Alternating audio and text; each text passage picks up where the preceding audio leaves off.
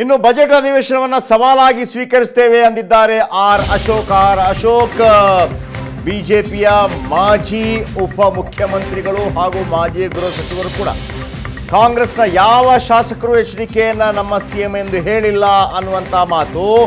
Budget ಮಂಡನೆಗೆ ಮುನ್ನ ಕುಮಾರಸ್ವಾಮಿ ನಮ್ಮ ಸಿಎಂ ಎಂದು ಒಪ್ಪಿಕೊಳ್ಳಬೇಕು. ಕಾಂಗ್ರೆಸ್ನ ಯಾವ ಶಾಸಕರು ಕೂಡ ಇಲ್ಲಿ ತನಕ ಕುಮಾರಸ್ವಾಮಿ ಅವರನ್ನು ನಮ್ಮ ಸಿಎಂ ಅಂತ ಹೇಳಿಲ್ಲ. ಬಜೆಟ್ ಮಂಡನೆಗೆ ಮುನ್ನ ಕುಮಾರಸ್ವಾಮಿ ನಮ್ಮ ಸಿಎಂ ಎಂದು ಒಪ್ಪಿಕೊಳ್ಳಬೇಕು ಅಂತೇಳಿ ಬಿಜೆಪಿ ನಾಯಕ ಅಶೋಕ್ ಹೇಳ್ತಾ ಇದ್ರು.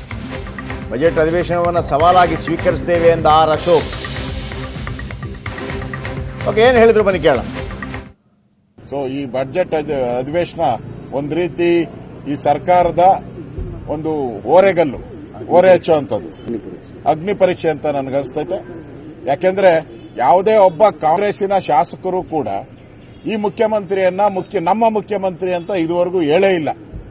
ಪ್ರತಿದಿನ ನಮ್ಮ ಮುಖ್ಯಮಂತ್ರಿ ಸಿದ್ದರಾಮಯ್ಯನವರು ಅಂತ ಹೇಳ್ತಾನೆ ಇದ್ದಾರೆ. ಆದ್ರಿಂದ ಈ ಒಂದು ಸರ್ಕಾರದ ನಡೆ ಏನಿದೆ ಅದು ಗೊಂದಲದ ಗೂಡಾಗಿದೆ.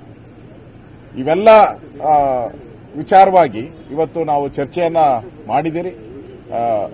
ಬಜೆಟ್ ಅಧಿವೇಶನದಲ್ಲಿ ಯಾವ ರೀತಿ ನಮ್ಮ ನಡೆಗಳಿರಬೇಕು ಅನ್ನೋದ್ರ ಬಗ್ಗೆ ನಾವು ಚರ್ಚೆ ಮಾಡಿದಿರಿ. ನಾವ್ಯಾರು ಬಜೆಟ್ ಮಂಡನೆ ಮಾಡೋದಕ್ಕೆ ನಾವೇನು ವಿರೋಧ ಮಾಡಲ್ಲ. ಬಜೆಟ್ ಮಂಡನೆ ಮಾಡಲಿ. ಆದರೆ ಅವರಿಗೆ ಮೊದಲು ಬಜೆಟ್ ಮಂಡನೆ ಮಾಡಕ್ ಮುಂಚೆ ಇವರು ಮುಖ್ಯಮಂತ್ರಿ